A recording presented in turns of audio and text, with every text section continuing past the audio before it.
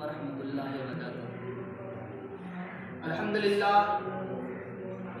للہ نحمده ونستعینه ونستغفره ونؤمن به ونتوکل علیہ ونعوذ باللہ من شرور انفسنا ومن سیئات اعمالنا من يهده الله فلا مضل له ومن يضلل فلا هادي له ونشهد ان لا اله الا الله ونشهد ان محمدا عبده ورسوله اما بعد فان خير الحديث كتاب الله وخير الهدي هدي محمد صلى الله عليه وسلم وشر الامور محدثاتها وكل محدثة بدعة وكل بدعة ضلالة وكل ضلالة في النار۔ وقد قال الله تبارك وتعالى في القرآن المجيد والفرقان الحميد: أعوذ بالله من الشيطان الرجيم، بسم الله الرحمن الرحيم، قاف والقرآن المجيد بل عجبوا أن جاءهم منذر منهم فقال الكافرون هذا شيء عجيب أإذا متنا وكنا ترابا ذلك رجع بعيد قد علمنا ما تنقص الأرض منهم وعندنا كتاب حفيظ بل كذبوا بالحق لما جاءهم فهم في أمر مريج أفلم ينظروا إلى السماء فوقهم كيف بنيناها وزيناها وما لها من فروج۔ وقال الله تعالى: بسم الله الرحمن الرحيم، يا أيها الذين آمنوا إذا نودي للصلاة من يوم الجمعة فاسعوا إلى ذكر الله وذروا البيع۔ تمام قسم کی تعریف، توصیف، کبریائی، بڑائی اس وحدہ لا شریک خالق کائنات مالک الارض و سما کے لیے ہے جو ساری کائنات کا پالنہار ہے۔ بعدہ درود و سلام نازل ہو اللہ کے تمام انبیاء علیہ الصلاۃ والسلام پر، بالخصوص وہ ہستی مقدس تاجدار مدینہ محمد مصطفیٰ احمد مصطفیٰ صلی اللہ علیہ وسلم پر۔ برادران اسلام، آج کی خطبہ جمعہ میں جس ٹاپک پر روشنی ڈالنا چاہتا ہوں تو ہے جمعہ کے احکام و مسائل۔ اللہ رب العالمین نے ہم مسلمانوں کو بہت ساری فضیلتوں، خصوصیتوں اور نعمتوں سے نوازا ہے۔ انہی میں سے ایک مبارک دن جمعہ کا دن ہے جو تمام دنوں کا سردار ہے۔ اللہ رب العالمین کے نزدیک عید الاضحیٰ اور عید الفطر سے بھی زیادہ عظمت والا اور فضیلت والا دن ہے۔ اس دن کو، آج کے دن کو ہفتے کا عید کہا جاتا ہے۔ اس دن احترام سے غسل کرنا، اچھا کپڑا پہننا، خوشبو لگانا مستحب ہے۔ یہ لوگوں کے اکٹھا ہونے اور کائنات کے آغاز اور انجام اور تذکرے کا دن ہے۔ اسی دن اللہ تبارک و تعالیٰ نے حضرت آدم علیہ السلام کو پیدا کیے اور اسی دن ان کی وفات بھی ہوئی اور اسی دن انہیں زمین پر بھی اتارا گیا۔ حدیث کے اندر آتا ہے کہ جمعہ کے دن سے انسان اور جنات کے علاوہ دنیا کی ہر ایک مخلوق خوف کھاتی ہے اور جہنم روزانہ بھڑکائی جاتی ہے، لیکن جمعہ کے روز بھڑکانا بند کر دیا جاتا ہے۔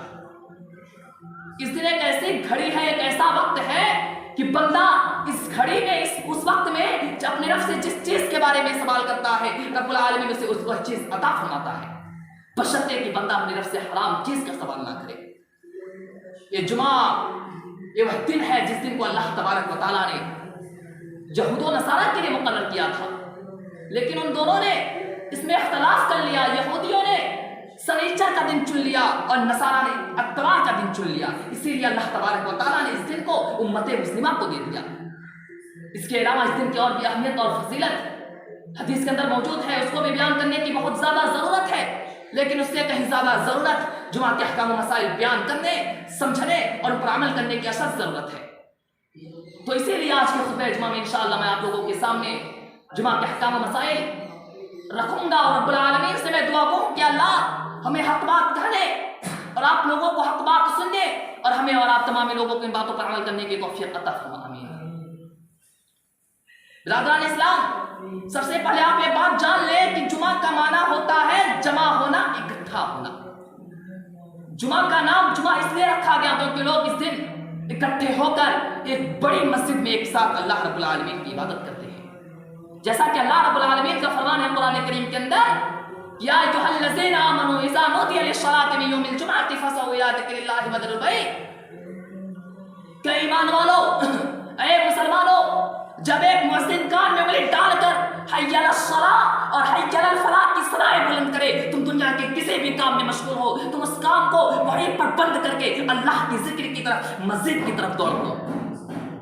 دوڑ کر آنے کا مطلب یہ ہے کہ ہم اس کام کو وہیں پر بند کر دیں اور وقار اور سکون کے ساتھ مسجد کی طرف، اللہ کے گھر کی طرف، نماز جمعہ کی طرف ہم چل پڑے۔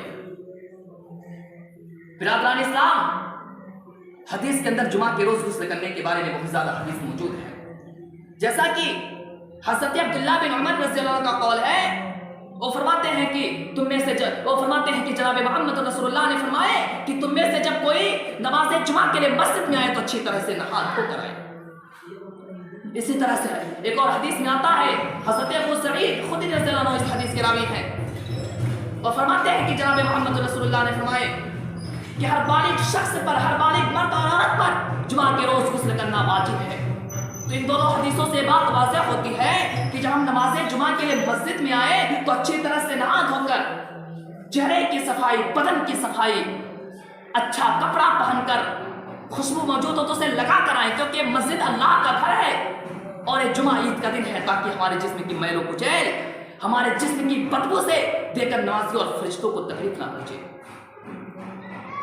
اسی طرح سے حدیث کے اندر جمعہ کے دن غسل نہ کرنے کے بارے میں بھی حدیث موجود ہے، جیسا کہ جناب محمد رسول اللہ کا فرمان ہے کہ جس نے جمعہ کے روز وضو کیا اس نے اچھا اور بہتر کیا، اور جس نے جمعہ کے روز غسل کیا اس نے افضل اور بہتر کیا۔ تو اس حدیث سے بات واضح ہوتی ہے کہ اگر ہم جمعہ کے روز غسل نہ کریں تو کوئی حرج کی بات نہیں ہے، لیکن یہاں اس بات کا خیال رہے کہ جمعہ کے روز غسل کرنا سنت مؤکدہ اور مستحب ہے۔ سنت مؤکدہ کا مطلب ایسی سنت جس کو کرنے کی تاکید آئی ہو، اور مستحب وہ کام ہے، یہ وہ عمل ہے جس کو جناب محمد رسول اللہ نے پسند فرمایا کرتے تھے، اور خود جناب محمد رسول اللہ نے اس کام کو اپنی زندگی میں کی۔ برادران اسلام، حضرت ابو ہریرہ رضی اللہ عنہ کا قول ہے کہ جناب محمد رسول اللہ نے فرمایا کہ جس نے جمعہ کے روز اچھی طرح سے غسل کیا، اچھی طرح سے طہارت حاصل کی، اچھا کپڑا پہنا، خوشبو وغیرہ موجود ہو تو اسے لگائی، پھر پہلی گھڑی میں مسجد میں آیا تو گویا اس نے ایک اونٹ کی قربانی کے برابر ثواب حاصل کی، اور جس نے دوسری گھڑی میں مسجد میں آیا تو گویا اس نے ایک گائے کی قربانی کے برابر ثواب حاصل کی، اور جس نے تیسری گھڑی میں مسجد میں گیا تو گویا اس نے ایک سینگ والے میٹھے کی قربانی کے برابر ثواب حاصل کی، اور جس نے چوتھی گھڑی میں مسجد میں گیا تو گویا اس نے ایک مرغی اللہ کی راہ میں صدقہ کر کے رب العالمین کا تقرب حاصل کیا۔ اسی طرح سے پانچویں گھڑی میں آنے والے کو ایک انڈے کی قربانی کے برابر ثواب ملتا ہے۔ اسی طرح تاخیر کی صورت میں ثواب میں کمی ہوتی چلی جاتی ہے، اور جب امام اپنی جگہ سے منبر کی طرف چل پڑتا ہے تو فرشتے اس فضیلت والے رجسٹر کو بند کر کے وہ بھی اللہ کی ذکر و اذکار سننے میں مشغول ہو جاتے ہیں۔ اس کے بعد آنے والے آدمی کا نام، آنے والے مسلمانوں کا نام اس رجسٹر میں درج نہیں ہوتا۔ تو اس حدیث سے بات واضح ہوتی ہے کہ ہم نماز جمعہ کے لیے مسجد میں جلدی آنے کی کوشش کریں تاکہ فرشتوں کی اس فضیلت والے رجسٹر میں ہمارا نام درج ہو سکے۔ اسی طرح سے غسل کا مسنون طریقہ کیا ہے، آپ ایک سب سے پہلی بات جان لیجیے۔ غسل کا جو مسنون طریقہ حدیث کے اندر بتلائی گئی ہے، سب سے پہلے ہم اپنے دل کے اندر غسل کا ارادہ کریں، پھر بسم اللہ کہیں، اپنے ہاتھ کی ہتھیلیوں کو دھوئیں، اس کے بعد اپنے بائیں ہاتھ سے اپنی شرمگاہ کو دھوئیں، جہاں بھی گندگی لگنے کا شک ہو آپ اسے اپنے بائیں ہاتھ سے صاف کریں۔ اس کے بعد اپنے ہاتھ کو پاک مٹی یا صابن وغیرہ سے دھو کر اپنے پانچوں انگلیوں سے بالوں کا کھلالہ کریں تاکہ سر کے چمڑے تک پانی پہنچ جائے۔ اس کے بعد اپنے سر کے داہنے جانب سے پانی ڈالنا شروع کریں، پھر بائیں سے، پھر درمیان سے۔ برادران اسلام، ایک غسل کا مسنون طریقہ ہے۔ اگر غسل کے بعد اگر ہمیں ایسی عبادت کرنی ہو جس کے لیے وضو شرط ہو تو ہمیں دوبارہ وضو کرنے کی ضرورت نہیں پڑے گی، غسل کا وضو ہی کافی ہے۔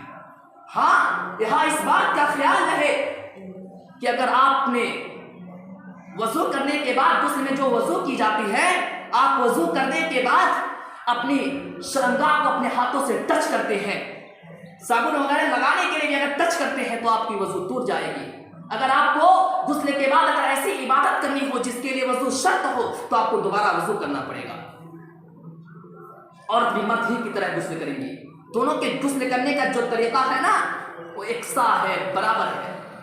ہاں اگر عورت چوٹی باندھی ہوئی ہو اور اگر چوٹی باندھنے کے باوجود بھی ان کے سر کے چمڑے تک پانی پہنچ سکتا ہے تو عورت کا چوٹی کھولنا لازم نہیں ہے. وہ چاہتی ہے تو چوٹی باندھے ہوئے بھی غسل کر سکتی ہیں. اسی طرح سے ہمارے پاس جو سب سے اچھا کپڑا ہو اسے پہن کر مسجد میں آنا چاہیے، اور خوشبو وغیرہ موجود ہو تو اسے لگا کر ہم مسجد میں اللہ کے گھر میں آئیں. ایک حدیث میں جناب محمد رسول اللہ کا فرمان ہے کہ جس نے اپنے گھر میں اچھی طرح سے طہارت حاصل کی، یعنی وضو یا غسل کیا، پھر وہ پہلی گھڑی میں مسجد میں گیا اور جانے کے بعد لوگوں کی گردنیں نہ پھلانگی، پھر خاموش ہو کر وہ سنت نماز پڑھی جو اس کے لیے مقدر کر دی گئی ہے، پھر خاموش ہو کر امام کا خطبہ سماعت فرمایا، یہاں تک کہ وہ اپنی نماز سے فارغ ہو گیا تو اس کے لیے اس جمعے اور سابقہ جمعے کے مابین صادر ہونے والے گناہ صغیرہ کا کفارہ ہے. تو میرے بھائی کو نماز جمعہ کا اتنا زیادہ فضیلت ہے، حدیث کے اندر بتلائی گئی ہے. اسی طرح سے جب ہم مسجد میں آئے تو چھوٹے چھوٹے قدمیں رکھتے ہوئے آئے تاکہ زیادہ قدم رکھنے کی وجہ سے زیادہ ثواب مل سکے. جیسا کہ جناب محمد رسول اللہ کا فرمان ہے کہ جب کوئی نماز جمعہ یا کسی بھی نماز کے لیے مسجد میں آتا ہے تو اللہ کے فرشتے اس انسان کے قدم کو اس طرح شمار کرتے ہیں کہ ایک قدم انسان کی نیکیوں کو گناہوں کو مٹا دیتا ہے اور دوسرے قدم انسان کے درجات کو بلند کرتا ہے. تو اس حدیث سے بات واضح ہوتی ہے کہ جب ہم نماز جمعہ کے لیے مسجد میں آئے تو چھوٹے چھوٹے قدمیں رکھتے ہوئے آئے، اور مسجد آنے کے بعد ہم بیٹھ نہ جائیں بلکہ بیٹھنے سے پہلے 2 رکعت تحیۃ المسجد ادا کریں پھر بیٹھیں. اس سلسلے میں ایک حدیث جناب محمد رسول اللہ کا فرمان ہے کہ تم میں سے جب کوئی نماز جمعہ کے لیے مسجد میں آئے تو سب سے پہلے 2 رکعت پڑھے پھر بیٹھے. اگر کوئی شخص دوران خطبہ مسجد میں آتا ہے تو اسے چاہیے کہ وہ 2 ہلکی رکعت ادا کرے پھر بیٹھے. آج اس سلسلے میں ایک واقعہ سماعت فرمائیے. حضرت جابر رضی اللہ عنہ کا قول ہے کہ جناب محمد رسول اللہ اسی طرح سے منبر پر خطبہ دے رہے تھے مسجد نبوی میں. اتنے میں ایک صحابی رسول مسجد میں آنے کے بعد فوراً بیٹھ گئے. جناب محمد رسول اللہ نے منبر ہی سے پوچھنا شروع کیا کہ اے فلاں بن فلاں کیا تم نے 2 رکعت پڑھی؟ انہوں نے کہا کہ نہیں اللہ کے رسول. آپ نے فرمایا کہ اٹھو پہلے 2 رکعت پڑھو پھر بیٹھو. تو اس حدیث سے بات واضح ہوتی ہے کہ اگر ہم دوران خطبہ مسجد میں آتے ہیں تو ہمیں چاہیے کہ 2 ہلکی رکعت پڑھیں پھر بیٹھیں. اسی طرح سے کچھ عمل ایسے ہیں جنہیں خاص طور سے جمعہ کے دن کرنے کا حکم ہے. جیسے جمعہ کے روز سورہ کہف کا تلاوت کرنا مستحب ہے. جناب محمد رسول اللہ کا فرمان ہے کہ جس نے جمعہ کے روز سورہ کہف کی تلاوت کرتا ہے تو اللہ تبارک و تعالیٰ اس انسان کو کنٹینیو 1 ہفتہ نور عطا فرماتا ہے، روشنی عطا فرماتا ہے، جس نور کے اندر وہ انسان زندگی بسر کرتا ہے. یعنی اللہ تبارک و تعالیٰ اس انسان کو جن بھوت شیاطین وغیرہ سے محفوظ رکھتا ہے. اسی طرح سے جناب محمد رسول اللہ کے اوپر جمعہ والے دن ہم زیادہ سے زیادہ درود بھیجیں. جیسا کہ حضرت اوس بن اوس رضی اللہ عنہ کا قول ہے کہ جناب محمد رسول اللہ نے فرمایا کہ تمہارے دنوں میں سب سے فضیلت والا دن جمعہ کا دن ہے، لہٰذا تم لوگ اس دن مجھ پر زیادہ سے زیادہ درود بھیجا کرو، کیونکہ اس دن جمعہ والے دن تمہارے درود ہمارے اوپر پیش کیا جاتا ہے. برادران اسلام، صحابہ کرام پوچھ پڑے اللہ کے رسول سے کہ اللہ کے رسول آپ تو بسیدہ ہڈیوں کی صورت اختیار کر چکے ہوں گے، ہم سب کی درود آپ کے اوپر کیسے پیش کی جائے گی؟ جناب محمد رسول اللہ نے فرمایا کہ بے شک اللہ تبارک و تعالیٰ انبیاء کرام علیہ الصلوۃ والسلام کے جسموں کو کھانا اس زمین کو حرام قرار دیا ہے. تو میرے بھائی اس حدیث سے بات واضح ہوتی ہے کہ جمعہ والے دن ہم زیادہ سے زیادہ جناب محمد رسول اللہ کے اوپر درود بھیجا کریں، کیونکہ جناب محمد رسول اللہ کے اوپر اس دن درود پیش کیا جاتا ہے. یہاں ایک نکتے کی بات آپ لوگوں کو بتلا دوں. جو لوگ آج یہ کہتے ہیں کہ جناب محمد رسول اللہ خود درود سنتے ہیں تو میں ان بھائیوں سے کہتا ہوں کہ بات آپ کی غلط ہے. اس حدیث سے بات واضح ہوتی ہے کہ جناب محمد رسول اللہ تک درود پیش کیا جاتا ہے فرشتوں کے ذریعے. تو لہٰذا ضرورت اس بات کی ہے کہ ہم زیادہ سے زیادہ جناب محمد رسول اللہ کے اوپر جمعہ والے دن درود بھیجا کریں. اللہم صلی علی محمد وعلی آل محمد کما صلیت علی ابراہیم وعلی آل ابراہیم انک حمید مجید. اللہم بارک علی محمد وعلی آل محمد کما بارکت علی ابراہیم وعلی آل ابراہیم انک حمید مجید. ان الفاظ میں جناب محمد رسول اللہ کے اوپر درود بھیجیں. اسی طرح سے اگر جب آپ کسی کی زبان سے یا کسی کے کوئی لکھے یا پڑھے یا جمعہ کے خطبہ میں جب بھی جناب محمد رسول اللہ کا نام سنیں تو آپ ضرور بضرور جناب محمد رسول اللہ کے اوپر درود بھیجا کریں. کم سے کم صلی اللہ علیہ وسلم کہہ دیا کریں. کیونکہ ایسے انسان کو حدیث کے اندر بخیل اور کنجوس بتایا گیا ہے جس انسان کے پاس جناب محمد رسول اللہ کا ذکر کیا جاتا ہو, جناب محمد رسول اللہ کا نام آتا ہو جس انسان کے پاس, اور وہ انسان جناب محمد رسول اللہ پر درود نہ بھیجتا ہو. تو لہٰذا ضرورت اس بات کی ہے کہ جمعہ والے دن ہم جناب محمد رسول اللہ کے اوپر زیادہ سے زیادہ درود بھیجا کریں. اسی طرح سے خطبہ جمعہ کے دوران کسی قسم کی بے فائدہ حرکت کرنا, مثلا داڑھی, تنکوں, کپڑوں وغیرہ سے کھیلنا درست نہیں ہے. خطبہ جمعہ نہایت توجہ کے ساتھ سننا ضروری ہے, یہاں تک کہ آپ بولنے والوں کو چپ بھی نہیں کرا سکتے. جیسا کہ جناب محمد رسول اللہ کا فرمان ہے کہ جس شخص نے بھی خطبہ جمعہ کے دوران کسی بولنے والے انسان کو یہ کہے کہ بھائی چپ رہو تو گویا اس نے بے فائدہ حرکت کیا. تو خطبہ جمعہ نہایت توجہ کے ساتھ سننا ضروری ہے. ہاں امام اگر کوئی آیت یا حدیث بھول جاتا ہے تو آپ اسے لقمہ دے سکتے ہیں, اور اگر کسی کو نیند کا غلبہ ہو خطبہ جمعہ کے دوران اسے چاہیے کہ وہ اپنی جگہ کو بدل لے اور ممکن ہو سکے تو وہ جا کر دوبارہ وضو کر لے. خطبہ جمعہ نہایت توجہ کے ساتھ لیکن ضرور سنیں. میرے بھائیو بہت افسوس کی بات ہے, سماج میں بہت سارے لوگ خطبہ جمعہ کی کوئی اہمیت نہیں دیتے ہیں, معمول کے مطابق اپنے کاروبار میں لگے ہوئے نظر آتے ہیں, اور ان کو معلوم ہوتا ہے کہ کب کتنے بجے جمعہ ختم ہوگا. یا بہت سارے لوگ تو ایسے ہوتے ہیں جو اپنے گھر سے نماز جمعہ کے لیے بہت پہلے نکل آتے ہیں, لیکن وہ کسی ہوٹلوں میں یا پارکوں میں بیٹھ کر گپ شپ کرتے ہوئے نظر آتے ہیں. اور جب خطبہ جمعہ ختم ہونے والا ہوتا ہے تو بھاگے بھاگے مسجد میں آتے ہیں. تحیۃ المسجد پڑھنی تو خیر, ورنہ اسی طرح بیٹھ جاتے ہیں. ایسے لوگوں کی ایمان کی کمزوری بتائی گئی ہے. ایسے لوگ جناب محمد رسول اللہ کی باتوں کو سننا نہیں چاہتے.